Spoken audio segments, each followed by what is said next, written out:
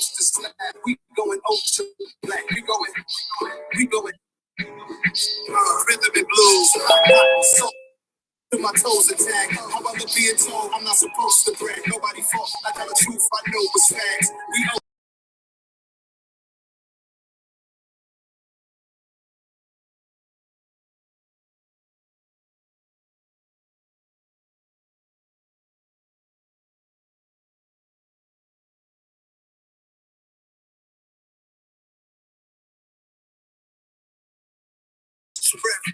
African black soap, caress the flesh.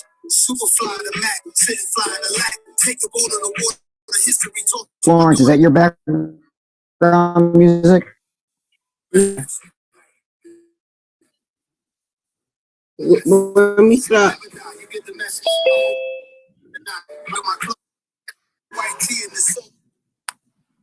If we're set, everybody's ready to go. Yep, we good. Okay. All right. Again, welcome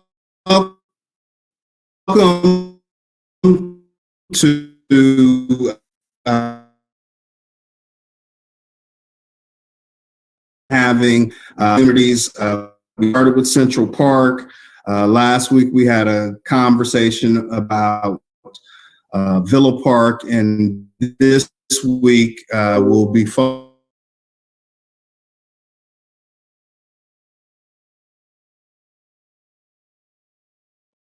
lay out some, just some, I don't like to say ground rules, but just etiquette,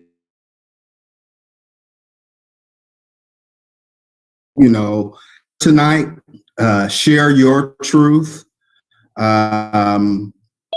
your lived experience. We'd also invite you to offer solutions to some of the things that may be discussed. We'd like to be civil. I have no problem with discourse, but let's respect one another. Say what you need to say. I expected this conversation came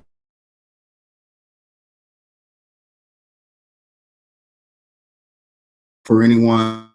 Panel, I'll introduce myself. My name is James Farr. I'm the host of the Conversation Live, and this series has been sponsored by POP, which is Pasadenans Organizing.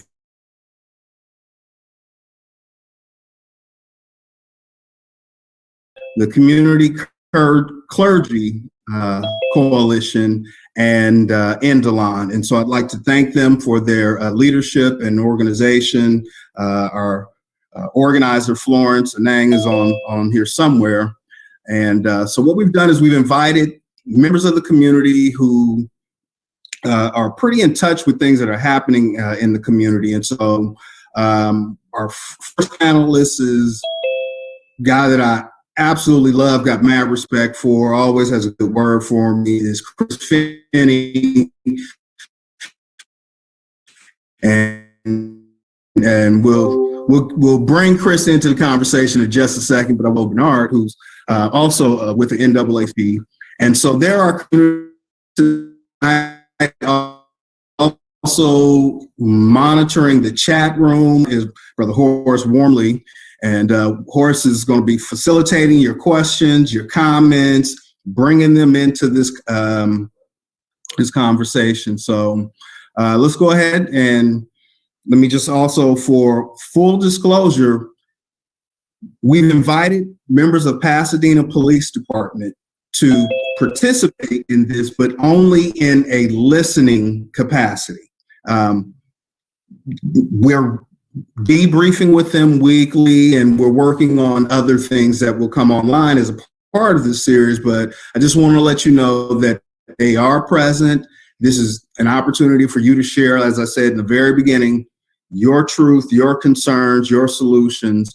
So let's go ahead and kind of jump into this. Chris, Nicole, how you guys doing? Let's start with Chris. Chris, go ahead and unmute yourself. I'm doing well, brother. Thank you for having me. I'm great. Absolutely. Chris, why don't you, just a little bit of background on you, that why you're in this space and some of the work that you do. I know you've been breaking up, James, so you kind of fading in and out. If you can hear me. I can hear you. Okay. Can you hear me better now, Chris? Yes, sir. Okay. Give us a little bit of background on you and your history with Pasadena and kind of where we are right now. Well, I'm born and raised, born in Altadena, raised in Pasadena. I am truly a product of my environment. A little bit about me. I like to put a disclaimer out there. I let everybody know transparency is important, that I am severely traumatized. Experienced everything. I was basically raised in the 80s and the 90s. So my recollection of what I saw and heard and experienced in the community was a lot of violence, drugs. And I experienced incarceration at the tender age of 10 upward. Juvenile hall, camps, California Youth Authority, CDC. And upon my transition of changing my life, seeking for help and some direction, I got connected to organizations like Flint Ridge that helped me start to make that transition, which in turn I became an employee of, which I currently work for Flint Ridge now as I'm a director of outreach and communication engagement, as far as just making sure people know about the resources that's available, whatnot in the community. Okay. Nicole, just a little bit of background on you, and then we'll set the table for the rest of the discussion.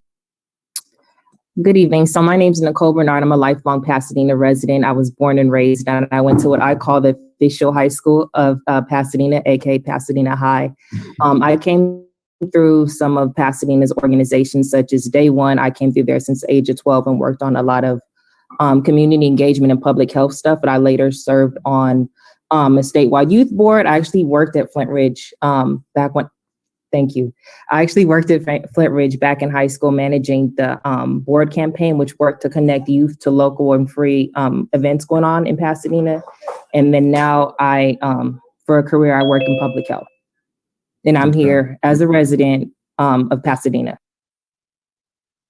Absolutely. And sometimes a very vocal one too. You have no problem sharing, how you feel, whatever. I want to talk about today, in terms of things that are happening around the community. We have a new mayor. We want to touch on some police issues, gentrification, the violence that's happening in the community, the recreation center, resources that you guys may feel are necessary. And so, Nicole, I want to start with you because I asked this question last week, and I just kind of want to take a temperature, but we have a newly elected mayor here in the city of Pasadena, Victor Gordo, first Latino mayor elected to the mayor of this city. Is that a win for the African-American community? I would say, in my opinion, it is yes. I feel like to even be in a political position as a person of color, just to have somebody win that seat that's been traditionally held by white males, I think, to me, I do consider it as a political one, given his background. Okay. Chris, same question to you, man. What's your thoughts?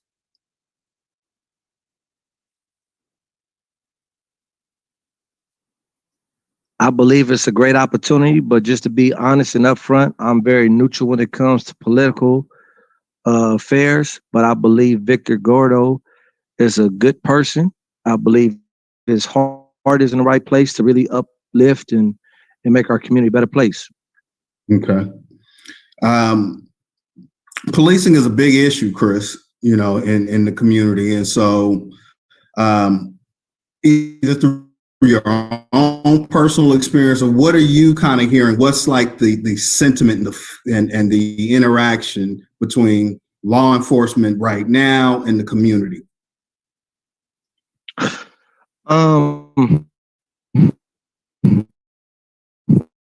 I just saw the link to the survey that I conducted in the community. A lot of these questions that's being asked, I don't want to give my personal opinion or speak for other people. But one of the questions you said was how people feel about the interaction with the police department. Yes, sir. It's a great concern for the majority. That was one of the highlights. The answer that people gave back high was trying to have a better, healthier relationship with the police department. For me, myself, I had different interactions with the police. It was some that was very traumatic, some that was very that I never leave me, and I had some good ones. But I think it starts with communication and accountability. Communication. I mean, can you give me an example of like where is the communication gap? Because that seems to be kind of becoming a theme through these conversations that we're having with community members. What is the gap? To be honest with you, it's going to be a very hard and difficult conversation to have because the fact is people are very traumatized behind different experience with law enforcement and vice versa. But I believe it starts with our language. I had participated in a meeting and a training that the police department offered maybe last year sometime down on Colorado. And one of the things that I witnessed was when they started talking about police and community, they separated. And I said, that's the problem.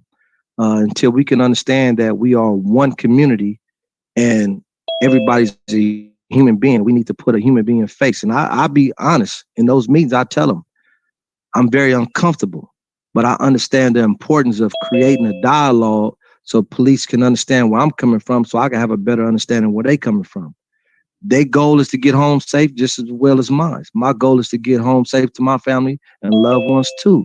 So, but we have to understand and create a tough process, but I think we need to start somewhere with that. Okay. Nicole, I mean, your mother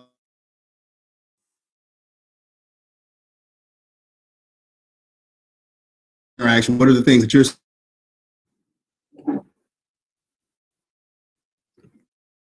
I'm sorry, you went out for a quick second. Can you repeat the last part of your question?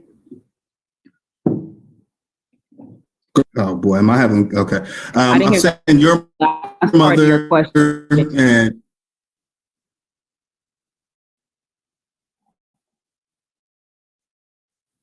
okay. Yeah. Okay. Your mother and your concerns are as a mother raising young men in the community. What's the conversations like about law enforcement? I'll be honest with you. So for those who don't know, I have 3 young Black kids that will one day grow up and be men in the community. As far as the relationship goes with the police, so far they have a good understanding of like police, like the innocence of it, but I have yet to talk to them about like police brutality and what it means to be like a Black man in the community and what interactions they may or may not have with the police. So for me, it's actually nerve-wracking. Okay. Real quick. Chris, kind of centering it back around. Go ahead.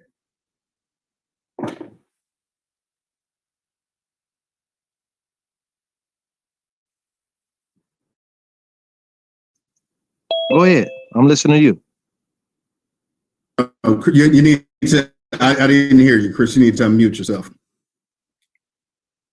Oh, what I was saying was one of the feedbacks was a lot of them. I had like 8 comments that said that they did not. Let me see, what did it say? Being able to live and not worry about being killed by the police. That was answered by at least 8 different individuals. So it's a real concern that people fear of getting killed by the police. So it is a real concern, honestly. Now, and like Nicole said, I'm raising 3 young Black men. Say that again. Say that again, James. I said, who are you sampling? Who are you sampling? What do you mean sampling? Who's participating in the survey? Oh, so I did a survey and I had a total of 168 complete the survey, and this was between La Pintoresca, Parke and area, and Jackie Robinson. And I won't say all the 168 came from the community members. I would honestly say maybe about 130 or so came. The rest I sent out through my phone and contacts just to get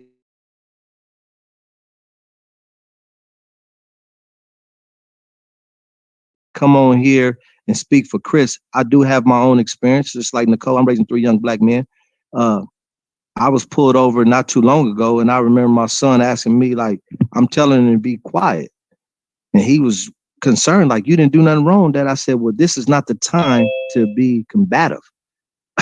I'm going to listen to the officer, get my ticket, and I'll deal with that later. But my concern is always safety. And I'm teaching them how to interact properly with the law enforcement as well. Okay. Resources around the park.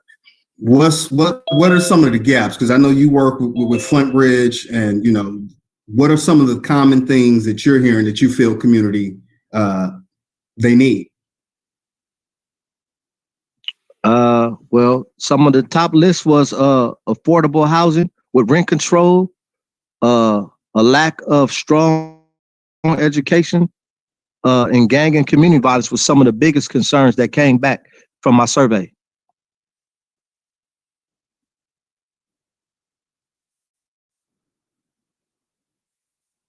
Did you get that?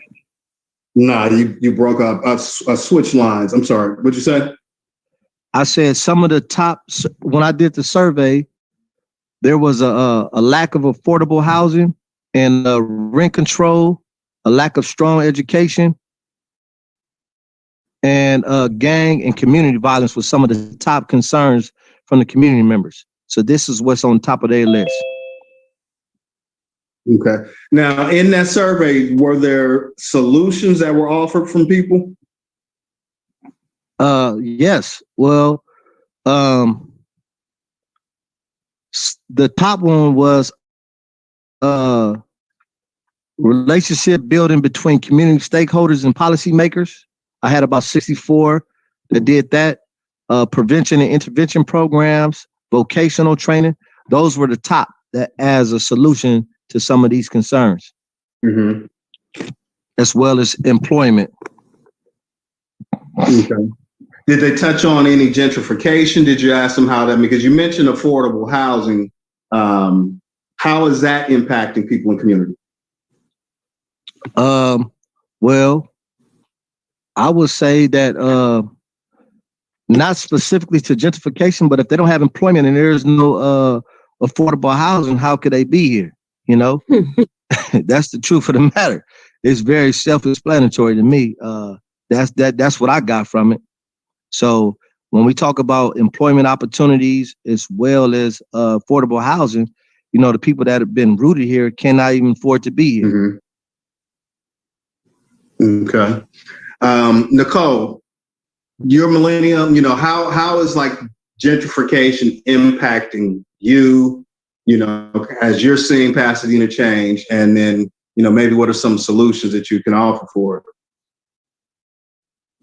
For me, I would say as a millennial and as somebody who grew up here, a lifelong Pasadena resident, I definitely think that gentrification is real. We can go through Northwest Pasadena and we can see that some of the homes that were traditionally occupied by Blacks or Hispanic Latinx people, they're now currently occupied by our white residents. But I feel like one of the concerns that need to be addressed is affordable housing, and not just like the low income, the community arms, or like the King villages. There's people like me who don't make minimum wage and can't afford like the luxury apartments that Pasadena has here, and that they continue to bring to the community.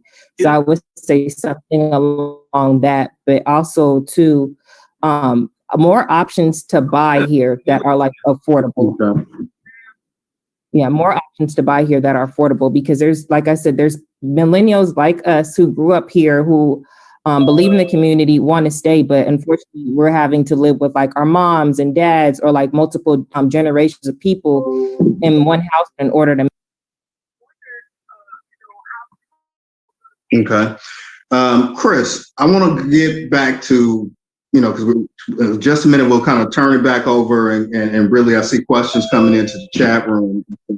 And so, I mean, we can't ignore an issue that's happening right now and this rise in violence and these shootings.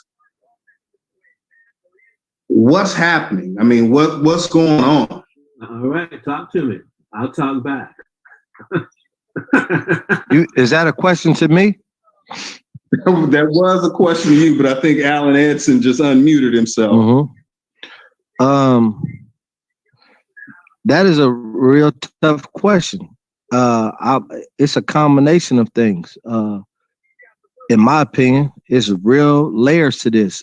Trauma is one factor, but the reality is, when people are hurting, they hurt people. So it's a lot of things that can cause us as a city to go into uproar.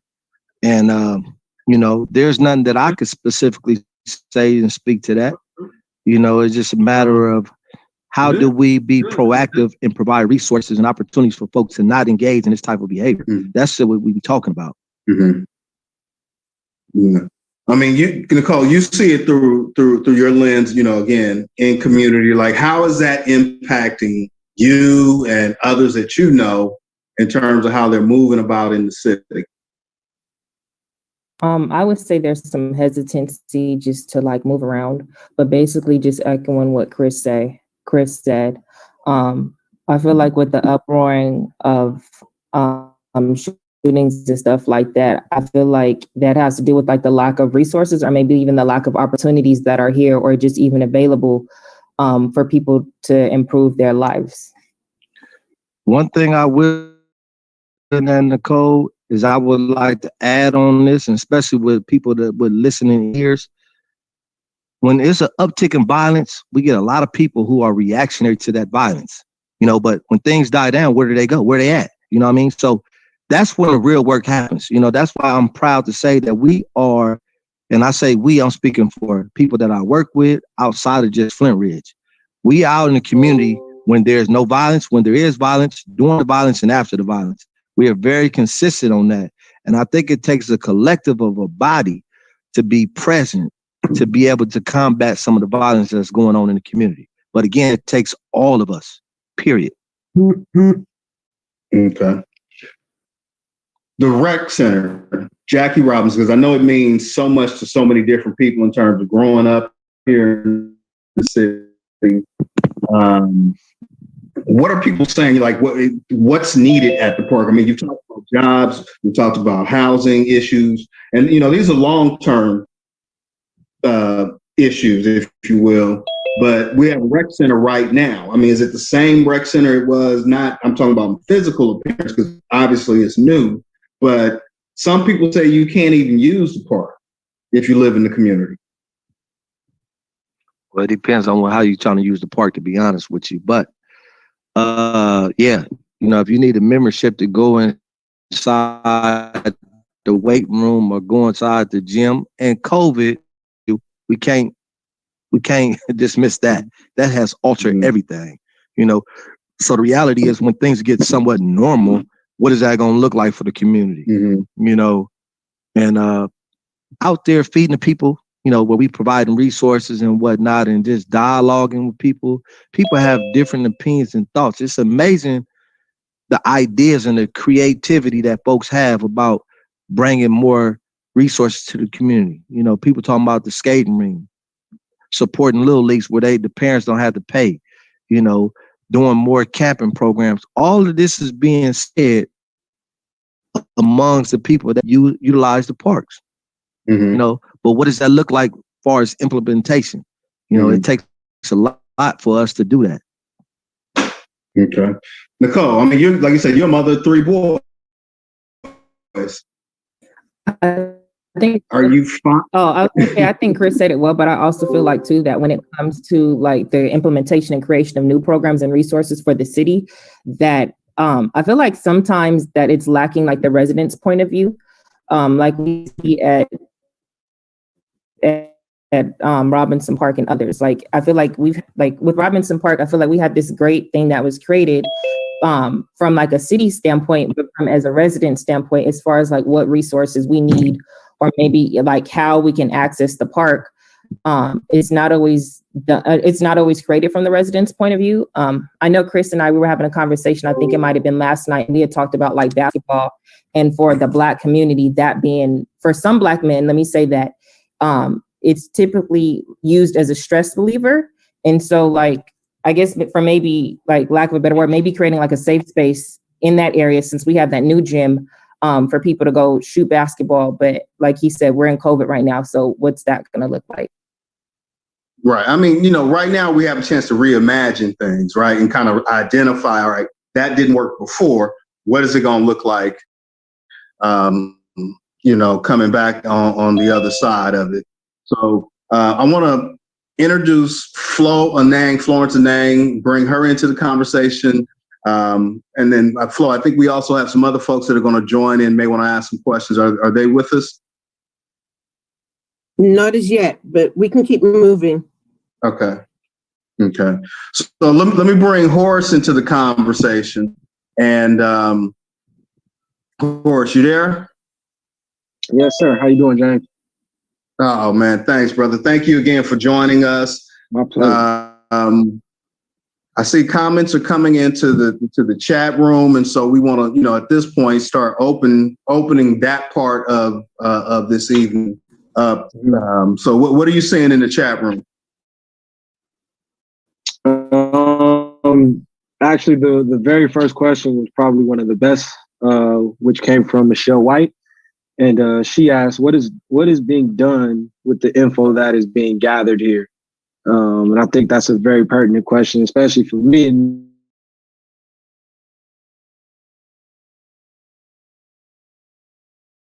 And that was always a question for me growing up, attending these panels, and now being an adult and community member myself. I actually had that same question too. So kudos to Michelle. Okay. Great question. Thanks, Michelle. You want to answer that for us? One of the reasons was going to Central Park, listening to what Central Park had to say, going to Villa Park, listening to what their community had to say, and coming here, and then next week at La Pinteresta Park. And one of our goals is the first week of March is to have the meeting with community members, Steve Mamel and Chief Perez, and to take some of everything from every destination or epicenter, as I say, and start to have that question and start to talk to them and to say, there's a whole bunch of issues, but the community have some solutions. And how can we create some think tanks that are around each of the epicenters and have key stakeholders at the table with city staff to start brainstorming and creating something new out of these issues that we're hearing. So that's kind of the first play. Okay. What else you got in there, Horace? Sorry, yeah, the other I thought was a great pertinent question, or very pertinent question was from Erica and Frank SN, and they're involved with the LA City's gang reduction development program. And they wanted to know, because it worked really well where they are, is there anything like this in Pasadena, or are there any talks of it? Okay. I'm sorry. He said gang reduction program. Just want to make sure I heard. Yes, okay. LA City's gang reduction and youth referring to the GRID program. And Pasadena is its own unique city. I guess I'll speak to it. Its own unique city. We have our own way of doing things, but we do have things in place very similar to the GRID, but not, the GRID program. We have people that's on the front line doing hardcore gang intervention right now. Not going to name drop on nobody, so don't even expect that. But there's people out there that's doing de-escalations and hardcore gangs, as well as prevention. And right now, behind the scene, we are strategizing on how to get everybody as a collective to come together to reduce the violence in the community and continue to do the work when things are not so hot right now. There's a lot of different things that we have to consider when things are hot right now. And that's just the truth of the matter. You know, it's a lot of violence going on. As y'all see the reports, police is taking a lot of guns off the street, a lot of people doing what they do, and that's just the reality. But, you know, it's going to simmer down. And one thing simmer down, we're able to really get out there in the trenches to motivate people, to get people connected to real resources and try to reduce some of this stuff. Okay. But there's efforts in place in Pasadena, Altadena. I think, and I was going to ask you almost, Chris, to say that again, because I think some people think these things are just happening and, you know, one side of the community or part of the community is up in arms when it's involving police and there's protests and there's demonstration. If I'm hearing you correctly, you're saying quietly there are groups, people who can make that impact, who are actually out there doing the work. Yeah, to try to absolutely. The violence. But one thing about what the grid is, and I see in the comment, the city of Los Angeles has invested in those efforts to reduce that. Now, this is something that we have to do. We have to make sure that our city is really invested in trying to reduce the violence and support it, not only on a short-term basis, but on a long-term basis. You know, we can't be talking about no 1 or 2 years of trying to reduce violence. We need to be talking about long-term goals, 3 years minimum, max, you know, forever. Because we have to see the value of the work. And long as we give people understanding that this is something that we have to consider, you know, police and law enforcement do a great job of what they do, but community stakeholders and community-based organizations has a role in this as well. You know, when you think about somebody like Reginald, who passed away because of a mental health crisis, you know, he could still be living here, be alive right now, had the right people been dispatched out. You know, so we have to be mindful of that. So collectively, we have to work together as a community, and we got to be mindful of our language. So somebody would have called the fire department and said they had a medical condition and they needed some medical help. Reginald probably still be here today. You know, so, you know, it takes all of us, and quietly and out front, people are doing the work. Okay, but I know you said earlier people tend to be more reactionary when it upticks. Well, listen, and I'm only gonna speak for Chris. This is me. This ain't for nobody. This ain't for influence. And I like to be transparent, regardless of why people showing up, whether it's money, personal agendas, whatever the case may be. That typically happens, right? But whatever the reason why you at the table are coming out the woodworks because of some violence, let's stay at it. Let's not disappear when things calm down. And that's the different approach that we need to be having right now. We need to have those rough, tough, uncomfortable conversations to say, listen, we got to continue these efforts even when things die down. You know, brother, I wish it wasn't COVID, because we could we get community and lock up in a basement and really have that conversation. I feel you. Trust and believe is happening. Trust and believe is happening. You know what I mean? I'm not a person that this is uncomfortable for me, but you know, some things I gotta do. And but things are happening, and I'm proud to say that our community as a whole is coming together and having those uncomfortable conversations, but keeping the mindset that we're trying to reduce violence as a whole in our community, trying to make our community safer for all of us. And that's across the board. And that's what's happening right now. Okay. Horace, what else you got for us in the chat? I think I'm gonna put two questions together. I think they go really well. And it's actually on the other side. We've been talking a lot about community with Chris. And so the first part of this question comes from Robert Aceves, and the second part is from LA Kitty Eye. So the first part is really addressing, because he lives in Kings Village. And so he sees a cop cars parked in his neighborhood all the time. And so wanted to address hyper policing in a way. And the second part of that is, will there be any commitment from the police department instead of just a presence? Will there be any engagement and commitment from the PD with the community? Because what I believe those two are saying it's hyper policing, it's presence, it's intimidation maybe from some. but there is no engagement right now. Okay. I mean, I can't answer that. I don't think anybody on this panel can. Yeah, and you said the police was here, but they can't say nothing. So what can we? Well, no. Well, I guess the beauty of it is if you can't answer it, then that is the answer in and of itself, right? If there is no, if none of us on here can respond to it, then I guess that is the answer. There is no community engagement right now. And now I'm going to step in and ask, I guess, is that something in the plans with these conversations to be more engaging with the police, to get them to engage more with us, with the community? Okay, let me answer the first part of the question. And, you know, and for balance purposes, right? I mean, I'm not here to apologize for the police, but they're here. They are present and they are listening. I know that. And I know that there will be follow-up conversation in terms of a debrief, like what we've learned from these conversations. So I will, if that is a qualifier for engagement tonight, then we'll good job, police department, for being here. You know what I mean? The follow-up to the second part of that question is what Flo was saying earlier. Yes, there is, and I believe Michelle asked the same question earlier as well. What are we doing with what we're learning? Often people say they sick of talking, right? I mean, you know, I'm sick of talking. I'm sick and tired of talking.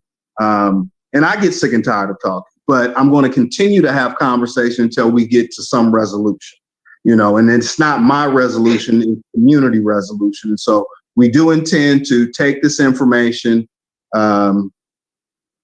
and see what strategies can be put forth based on the collection of information. But it's not me pushing that agenda. This is community pushing this agenda. And this is why these organizations who are here, who are doing a lot of the advocacy around either be it police reform or police oversight, or, you know, a myriad of the different things that are of concern community.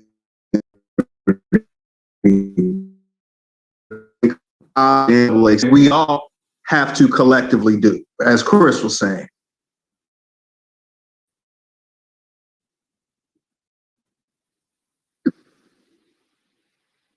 Nicole? Florence? I'm sorry. The main goal of making the police be present and listening was to effectively make them be uncomfortable. It's very uncomfortable when you're being critiqued, but you have no response. And let's just take it like this way. How many young boys or young girls have sat on the sidewalk with their hands behind their back on the cold pavement while the police officer is in their car waiting for them to check out to see if they're good, bad, or indifferent, right? And then there's cars walking past, but that person can't say nothing, right? Until that officer comes and says, you're free to go, or I'm sorry, you have a warrant. You're going with me. This is just a moment where sometimes we have a space where the police can listen. Yeah, it's uncomfortable. Yeah, they're going to hear stuff that they feel is unfair, which they felt was unfair last week, but it's a good space. And that space is where the debrief comes in and where they have come back to us and said, I kind of see their point, or I kind of agree with that. And maybe we do need to change those things. So yeah, that's really what's happening, but we will move the information further along the line. That's why these are being recorded. That's why there's the chat room is being recorded, and we're going to put it all together and it will be all community available. Okay. What else we got in there, Horace? So this one comes from Lena L. Kennedy, and she asked about different segments of the community. So the community, police, policy makers, educators, school districts, businesses, civic organizations, nonprofits, clergy, churches, foundations, universities, and etc. She asked, how do all these entities work together? if they do, and I'll add on to that and say if they are not working together, how can they better work together? Okay, I just saw Lena's. It wasn't a question; it was a statement. I just saw that come up in the chat. So I think she was making a point. And to your point, Lena, this would be, you know, an example of that in terms of a collaboration. Community organizations, nonprofits, religious-based organizations, community stakeholders, and community members all, you know, coming together to dialogue. So yeah, Lena, you are correct in that. Thank you for that comment. What else we got, Forrest? And so Todd Lawrence asked for you all to speak on what role does family dynamics play in all of this?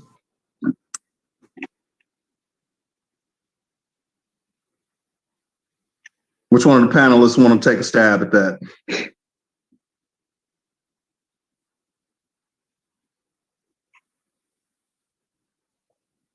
I mean, it's everything to me.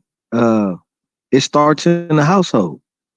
Everything starts in the household. No matter what type of good work I desire to do out in the community, if I'm not doing any good work in my household to raise my family right, then it doesn't matter out in the community. So everything starts at the household, and that's the first place everything starts. But everybody has a role and a responsibility. You know, when we talk about community, when you break it down, it's common unity. If you go survey everybody up and down the street, around the block, everybody want to be safe. Everybody want to be able to provide, raise their family, conduct themselves, you know, enjoy life. Why is it so difficult for us to all come together and to try to create that atmosphere? And it takes a lot of work, you know, to speak back. And I don't like to, I got stories for days, but Victor McClinton, when he got killed,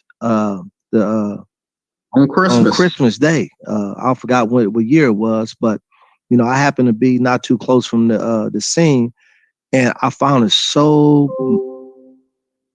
It just made me feel so uneasy that two neighbors that was adjacent, they shared the same back gate, did not know each other until that event happened. You know, and I'm like, how do we consider ourselves? I mean, we can't proclaim that we in a community and we are of the community if we don't even get out to know our neighbors and know, you know, and love one another and support one another and willing to, you know, look out for each other. It takes that. It really takes a village. But I really want to go back, not to go too far about the police. So I forgot to comment, but I think one word that just jumped out at me is accountability. Accountability amongst law enforcement and accountability amongst community members. And I think that's a good start, because if law enforcement know that there's a bad officer in the bunch, they need to hold that officer accountable, and vice versa. We're going to talk about being fair. You know, there's certain dynamics that play out in the community that we know that something ain't right. You know, when, hey, we either going to deal with it or little Johnny need to get on out the way because he's making it bad for all of us. And it has to start there in order to have that creative dialogue to where we can start bridging that gap. And that's just my little 2 cents.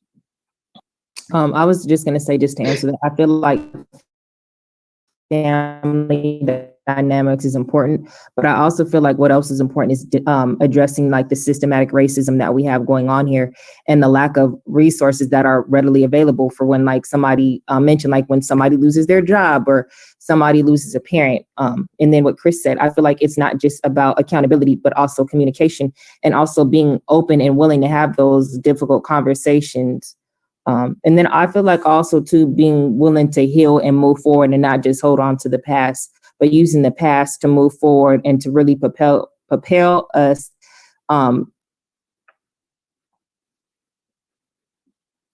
Okay.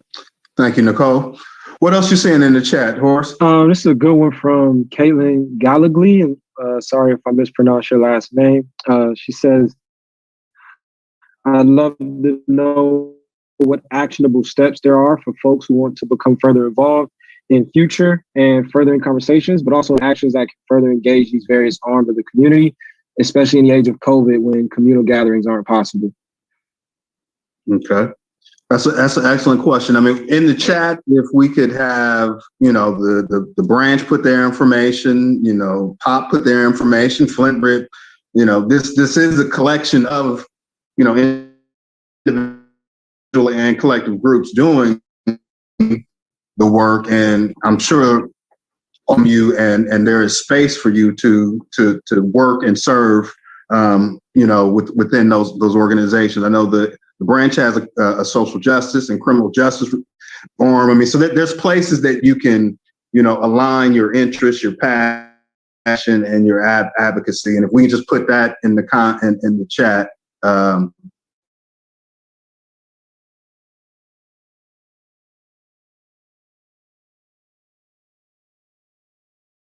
What else we got in the chat? All right. It's also another question from Michelle White, who's rent control and just cause eviction protections. And so her question is, without such protections, how can the city provide housing stability for renters? I don't know if anyone can answer that. I was going to go ahead. I feel like without the rent control, just maybe limiting the amount of luxury apartments that come in here.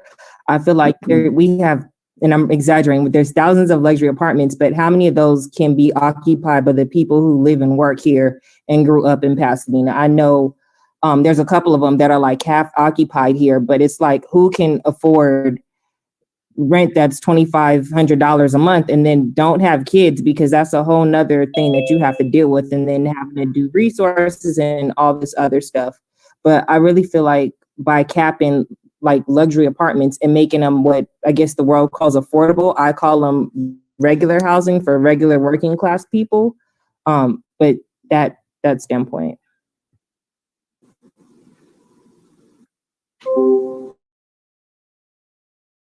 I mean, Michelle, that's a question that you'd have to ask city council members, to be honest. And I'm sure you have, and I'm sure others have as well. How I feel is, however you feel or the public feels about rent control is obviously their prerogative. But I think it certainly inherently leads to some problems when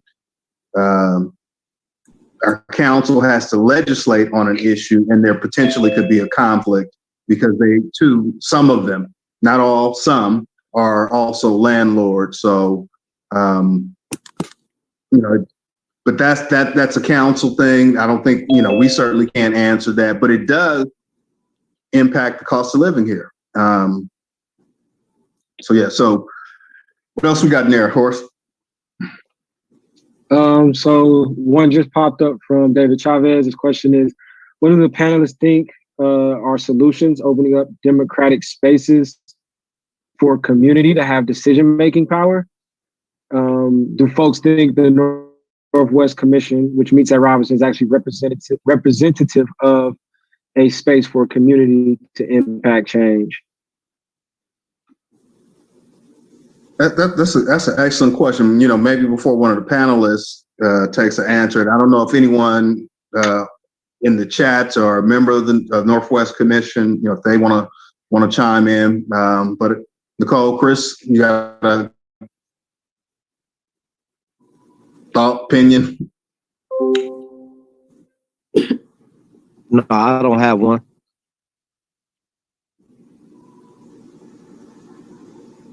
Commissions are advisory to council. That's it. That's all. They don't write policy. They don't legislate. They're strictly an advisory body. They also do. No, go ahead. Finish your thought, please. Yeah, I said, but they, in that advisory, they do hold space and agency to facilitate discussion. So I would encourage, those in the audience, whatever their area of concern is, specifically in Northwest, attend those meetings, submit public comments. I know there has to be a reason why the Northwest Commission was developed, but there's no other part of the community that has a commission. So, like for me, like I said, I'm neutral about it. So I'm like, is there a commission for South Pasadena or East Pasadena? I respect any and everybody who's trying to contribute to make any part of our community better. But, you know, I don't know. I just don't know.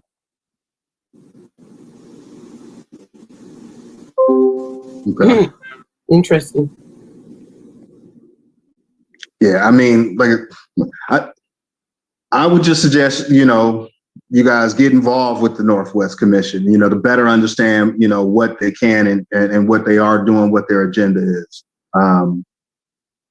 Yeah. What else we got in there, Hortz? There aren't any more questions, so I don't know if anyone wanted to actually raise their hand and like speak out their questions or not. Mainly folks are right now just commenting on the conversation at hand. I did see one comment about the gentleman from the Corps from PCC. We are working with you, if you hear me. We have contact with the Corps. I don't want to drop no names, but we definitely working with Corps. Dan? Okay. And let's see, is Alan still here, Flo? You got to call him out. Alan Edson, you here? You got to call him out. But one of the things that hopefully that could be answered is how to the panelists. This is to the panelists. Also noticed that, especially media-wise, it seems like every other week we hear, oh, there was 10 guns found. The next week, oh, there was another batch of guns found. And then the other week, there was more guns found. Is the guns and the rising guns, is it creating it? Is it making it worse? You know what I'm saying? Does it make it worse, or does it really put it into reality? Do you get where I'm coming from, Chris or Nicole? Like, when we hear in the media that, oh, last week we had, you know, guns were found in Pasadena and we found 20 guns. The following week, we found another 20 guns. And the following week, oh, we found 30 guns. It almost makes it feel like we're living through a war zone that we don't even know about. Yeah, that's right? true. Yeah. But, right? But but in the community, we don't as a war zone. But if I'm reading it, I would feel that Northwest Pasadena or certain areas is a war zone. Like, I don't want to come to the park because I don't know, you know, who's driving by because they've all got guns. It just seems it's starting to read a narrative. That is true, but we have to be mindful that not to fall into that narrative, because now you walking and living in fear because of what is being portrayed and put out there. You know, I'll tell you, man, I want to give a shout out to everybody who took this survey. If they listen and watch this, because we had a wonderful time. Not one problem, not one incident between La Pintoresca, no matter where Park, Villa Park, Charles White, but specifically now La Pintoresca to Jackie Robinson. We had no incidents, no arguments, no confrontation. People enjoyed themselves, laughed, ate, took the survey, conversed, cried, laughed, all the above. It was no problem, no concern about no guns or none of that nature. We have to be mindful of that, but that's not that wasn't there. I didn't feel none of that at all. And nobody there at the time felt it. You know, folks was trying to figure out how can we be more supportive, even with the limited resources that they may or may not have. How can we be more involved to create this atmosphere to where we showing more love about the community? How can we, this is what the community is saying. Mm-hmm. So, you know, we just got to do more and be more proactive and just try to be more positive. If we focus on the negative, that's what we're going to find. But we have to look at the positive in the spirit of people trying to do something more constructive and uplifting. Right. Yes, so somebody came up with the conversation. When we think about what the city has done, the last thing the city has ever done that was an investment into any form of gang prevention intervention was the Now program, right? the Now program, and I believe it lasted maybe 3 years. Am I wrong? 3 or 4 years, the Now program? Might have been 5, but I don't know. Okay. But, you know, I want to be careful to even label it. You know, I put gang on my survey, but the reality is violence is violence. You know, I don't want to label that, you know, because, you know, when people identify themselves with a tribe or a gang, whatever the case may be, you know, whatever reason that they do that, if you really address the root cause of that, we're talking about some trauma. I myself identified myself with a tribe at one time. And I'm not a bad person, but guess what? I'm hurting. So the reality is, if we address the cause of why little Chris is hurting, then I won't get to this point. You know, that's what we're dealing with in the community.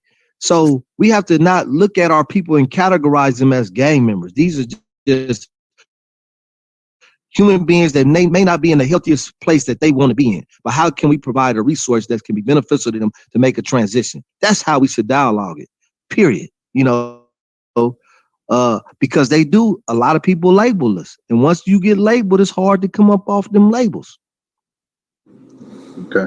Florence, check the, I just got some requests. Some folks are trying to get into the meeting. So let's make sure that we allow. Everybody's in. Okay.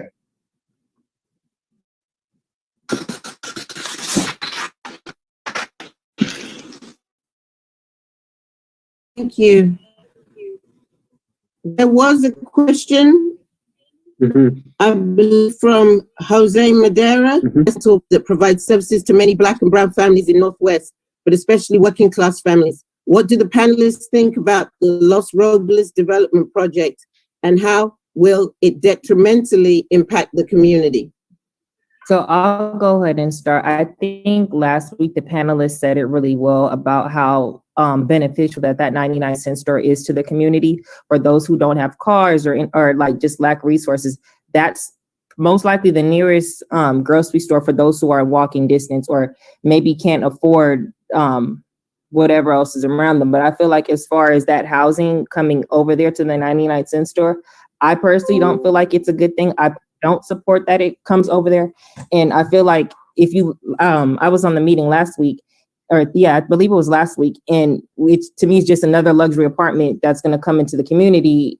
Are they going to offer affordable housing? It probably, maybe so, if they don't opt out with the payment. But I don't know. I don't know. I feel like that needs not to be here.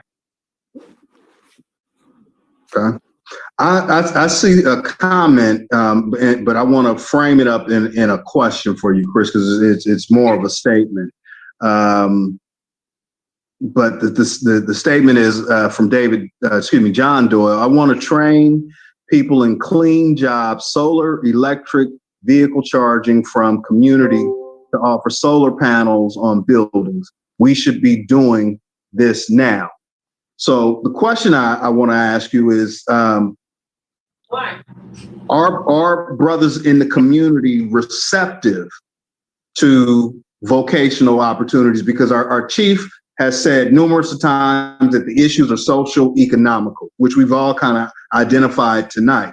But are people open to these type of training programs, or is there a narrative that maybe people are missing? Yes, they are open to it. In fact, it's a need. You know, I'm proud to say that we have an outstanding pre-apprenticeship construction program that prepare men and women for the union trades, which is a great pathway, but everybody don't want to do construction. So we have to have more careers that's available for folks to transition and start taking care of their families. So, man, yes, you have an opportunity to provide training in a pathway of employment that's livable wages, a heartbeat. I got 2 opportunities right now to fill with people for employment opportunities. It ain't gonna take me 5 minutes to make a phone call and get 2 people up for these positions. They ready to go. I had 47 say about they open to vocational training out to 138, the 168 folks. And then I got a text that came in from someone, I don't know why they didn't put it in here, but do you know of any efforts to help members of the community with getting their records expunged and what that process is like? Yes. Flint Ridge provide that resource for free. I myself started the process, but not complete the process because it doesn't make me no difference. But those who want to get expunged scans, and we have attorneys that can help them start that process. Long as they are off supervision, meaning parole or probation, they can start that process. Okay. For people that may not know, tell a little bit like what is that process? Because for some, they just think they can't do it or it's impossible. A lot of that stuff is, Prop 47 allows certain things to be expunged easily, but you can go for the letter of rehabilitation or expungement from the government from the pardon. Now, it's all based on everybody's an individual case. It starts with a live scan, which we provide that for free, or we can have you do the live scan and reimburse you. What's a live scan? Because somebody may not know. Live scan is a printout of your record, everything that you have been convicted for. Done. An attorney will work with that individual to identify what is eligible underneath Prop 47. And there's certain crimes that qualify that is easily removed, and there's others that take a little bit more of an in-depth process to get that worked out. But we have an attorney on staff that can help them with that process at the Flint Ridge Center. Yes. Okay. Again, make sure we have Chris's contact information in the chat. So if anybody who's listening knows of someone that can benefit from this type of service and solution, we definitely would want them to connect with your organization to help them with that. So you see anything else in the chat that you want to comment on, Florence? Horace, I have No, not that I see them. There is a question from, we also need the city to sponsor pathway for ownership for Pasadena residents. It may not so much as be a question to the panelists, because I think Nicole and made it pretty clear. And I think we do look at affordable housing, but there should also be a pathway that people can buy, because it's all about property, people, and places. And when you have property, you really own, you have a stake in the land. And I think that is an important question for the city to grapple, because they don't grapple it enough, is how can we make the pathway to ownership easier, more critically, the communication and the finances and everything, that people can understand, the journey isn't 10 years long. But I do think that is an important question to ask. Somebody else also asked about, can the panelists speak to the city's responses to violence in moments of crisis? When Anthony McLean was killed, it was overpricing. With the recent murder in Villa Park, it's a fence that makes it feel like a cage. How do these help? And what do you think, I'll rephrase the questions, are better alternatives? They don't help. Just real quick, he put in there over policing. He did a correction. So over policing, not over pricing. I just jumped in. Oh, okay. Sorry, because I was like, over. Thank you, Karen. Yes. He says, was killed, it was over policing. And with the recent murder in Villa Park, it's a fence that makes it feels like a cage. How do these help, and what are better alternatives? What are some of the solutions that we can see in our spaces it's such a double-barrel question. Over-policing is over-policing. But the other question is the spaces that we have, do they make us feel enclosed?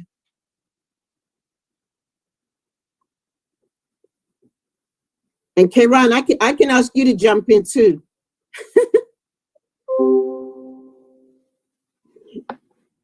I can draw you in, but come on, talk to us, brother Kayron. I'm here. What's the question? Are we being over policed? Let's go with the first question. Are we being over policed?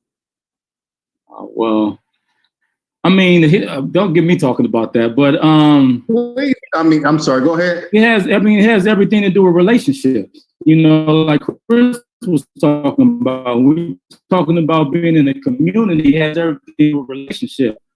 So we have to redefine what the role of police are in our communities. Is it to suppress, or is it to protect? Now, if it's to suppress, then they're doing exactly what they're supposed to do.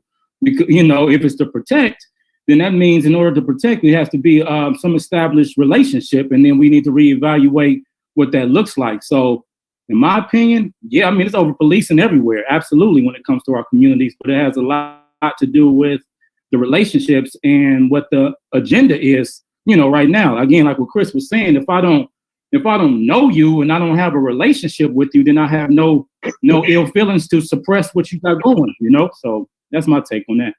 And then part two of that question was, are the spaces that we are given, meaning like Villa Park has, fences, or it doesn't really, it has fences around it. Do we feel that our spaces make us feel we're caged in? Does it help on top of the trauma? No, it doesn't. But it's the same thing about the schools. You can look at the schools and it look like a mini yard, a prison yard. It's no different. But I will speak to the law enforcement. I think what K-Ron was saying, I'm 100% in agreement. But we have to look at the law enforcement to uphold the law, but we need peace officers too, which one of my mentors, Porfirio, speak about. We have more officers that take that peace officer role to build relationships and report with community members. It can shift that, that lens of how they operate in the community to start building that rapport and that trust. Even if I do something wrong, you just ain't gonna come out here and kill me. It's a difference. It's a difference how we interact with one another. And I think it takes that hard, uncomfortable conversation again, but I think we can make. Thank you. I want to go back to K-Ron because the trauma thing is very important. How do you see how the trauma has affected our community in the past, let me just say 5 years?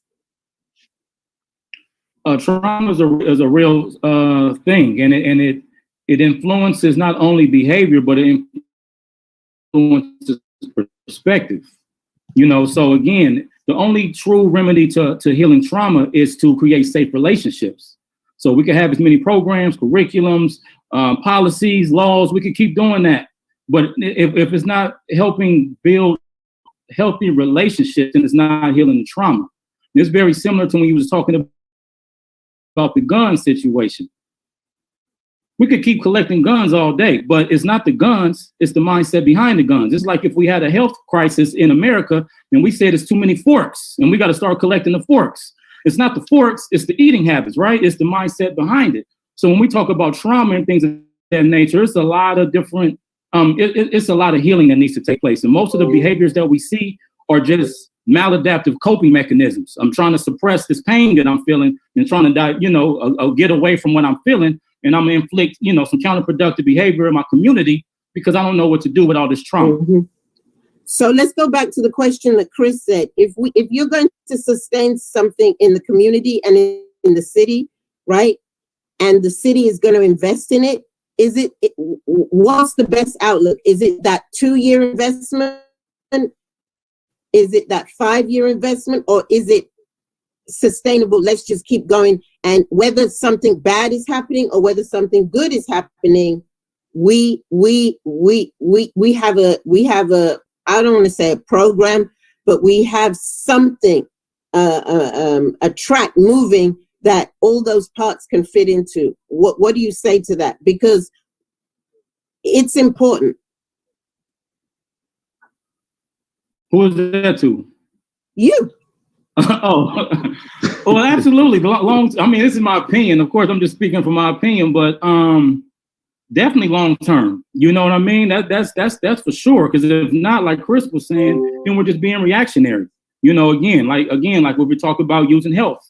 If I only go to the doctor when I'm sick, but I don't change my lifestyle, then what it's not going to really be sustainable. So it has to be things after all the violence is disrupted and things of that nature. There's programs, you know, without getting to, you know, too deep into all of this, because this is a whole nother conversation. But a lot of young men and young ladies get involved in counterproductive behavior, literally because they don't have an alternative. I mean, I can just think about my own personal journey as a young man. And half the stuff I did it because I didn't have nothing else to do. You know, I mean, literally. I mean, it wasn't even nothing deeper than that. Like, and then I found myself in a situation. So, I mean, of course, it needs to be sustainable. 2 years is not enough. I mean, we got to get in there. So whatever we can do, but we need sustainability, you know, years, 5, 10 years down the line. Me and Chris was talking about that earlier. Absolutely. It needs to be something that's sustainable so it's not reactionary. Right.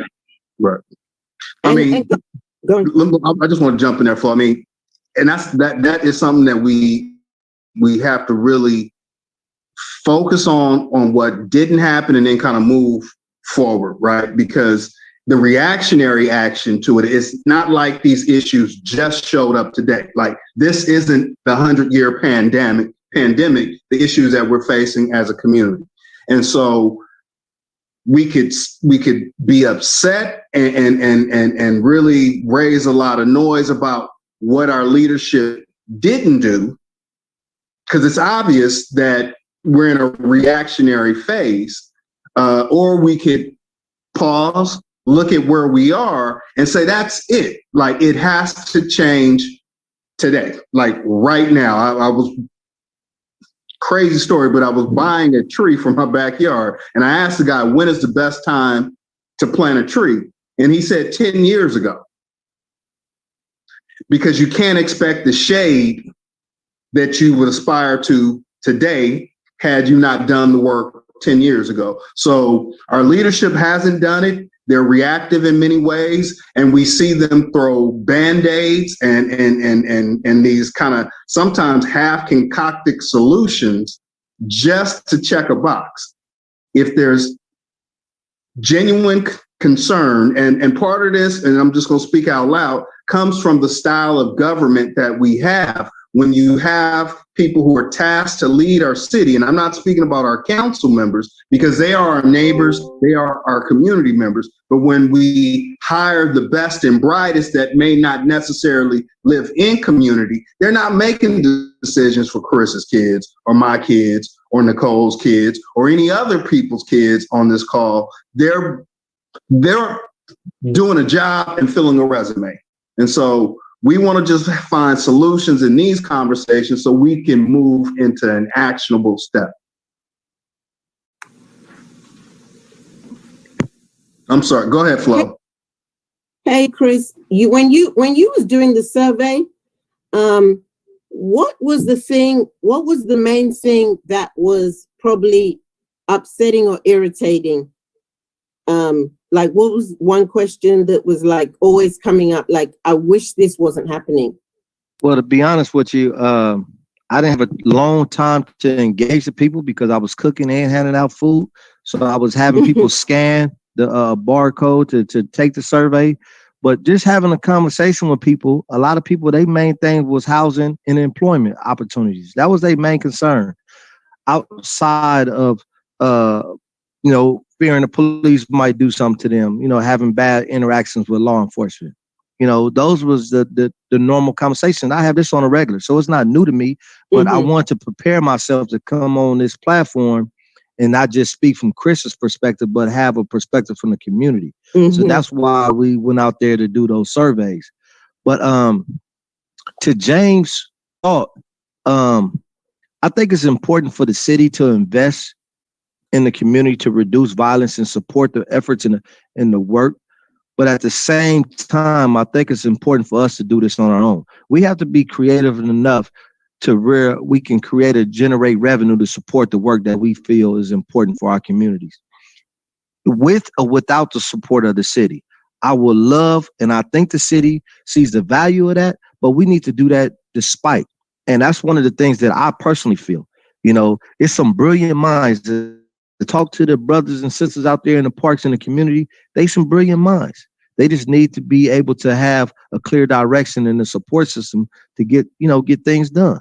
And I think as a collective, we can make some movement. Thank you. I agree wholeheartedly with you, Chris. Okay. Well, we're getting a little bit late on the hour. But we want to, again, if we want to make sure that everybody's voice, or if anyone has, comments or anything that they would like to share, I wanted to see, while we still have a little bit of time, if we could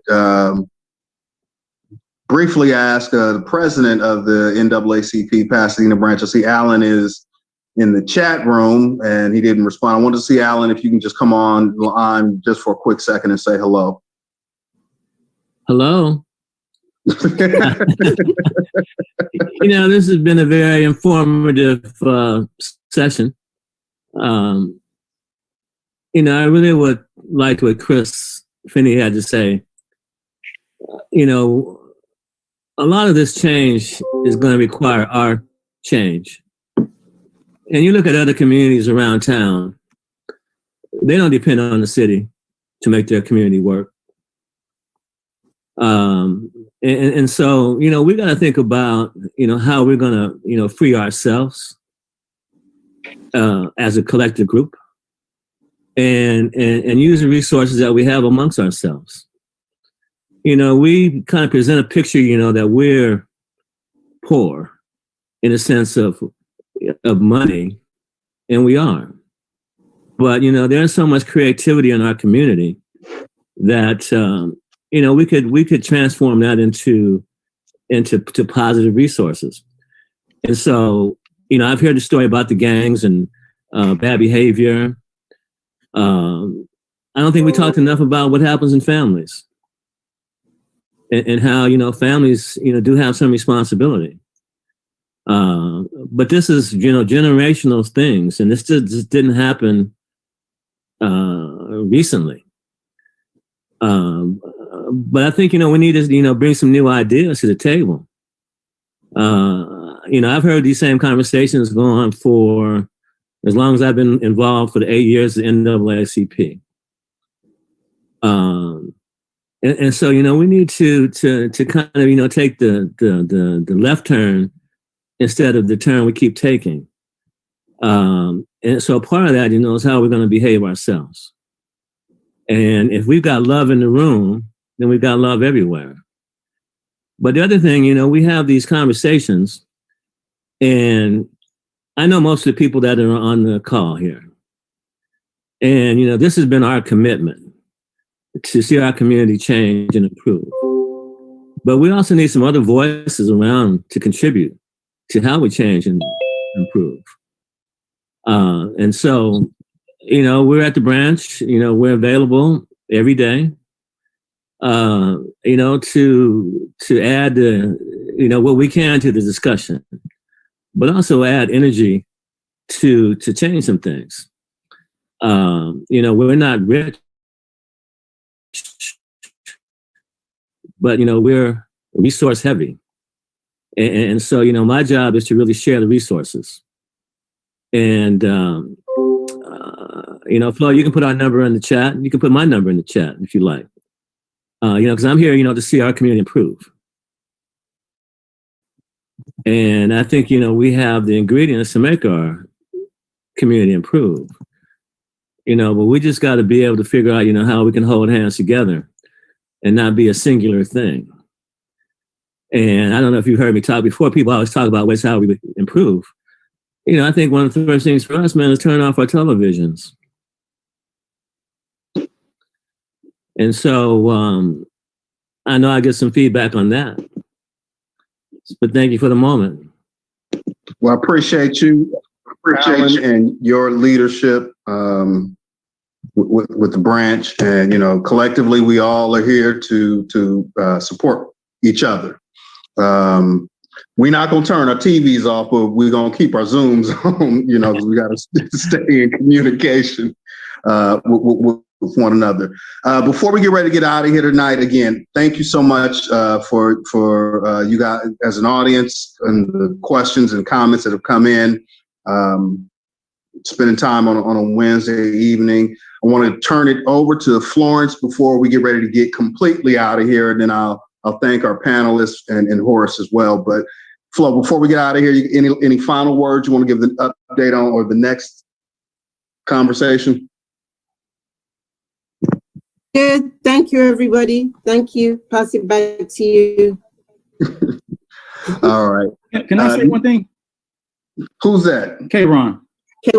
Bro ahead, K-Ron. Man, it's so important, man. And the brother that you have on the panel, Mr. Finney, is a very humble man. But I want to just say something when we talk about relationships, how important it is. I've been in the car with him, and I see the so-called what we calling gang members, how all these labels. I see them light up like the ice cream truck is coming through when they see him. And not just because he got a good personality and all, but the brother is constantly out there going to the community, giving resources, whether it's feeding the people, giving out masks, giving out resources, things of that nature.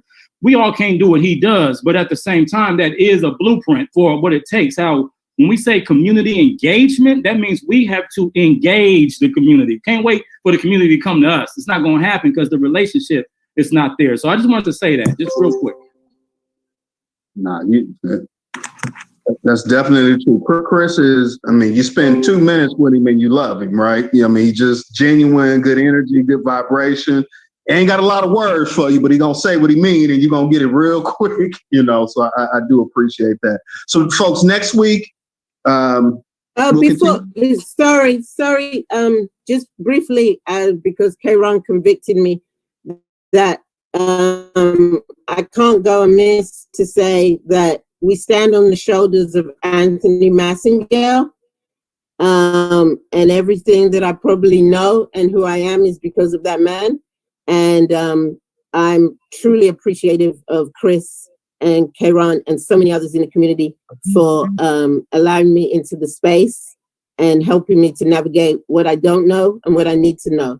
And thank you to Nicole as well for moving out of her second vice president title and being uncomfortable and speaking her truth. Absolutely.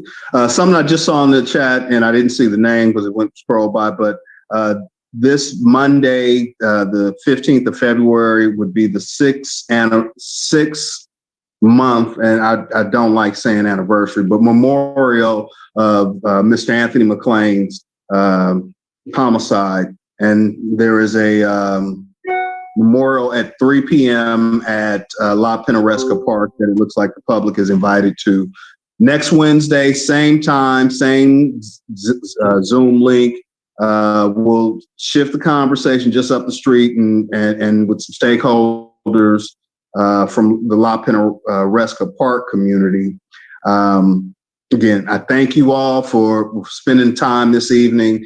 Chris, thank you, brother, for sharing with us. Always authentic. Nicole, I echo Flo's sentiments. Thank you as well for making yourself available and vulnerable. And then Brother Horace, thank you for monitoring that chat space and helping us to facilitate the conversation this evening. Look forward to seeing you guys next week in this same space. Again, bring your thoughts, your comments, your solutions. That's it. Again, everybody have a great week, great weekend, and make sure you love on somebody. All right, we'll see you next time. James, is the same Zoom link? That's a Florence question. Yes, it is. Yes, it is. Same Zoom link. Okay. Yes. Thank you. Don't lose it. Don't lose it, Michelle. We love you. Like the last time, right? Yes. Well, that was. Yes. K-Ron, stay on. Chris, stay on. Nicole, I am. I'm nervous. I gotta catch my breath. That was so nerve-wracking. Oh my God. Horace, You did great.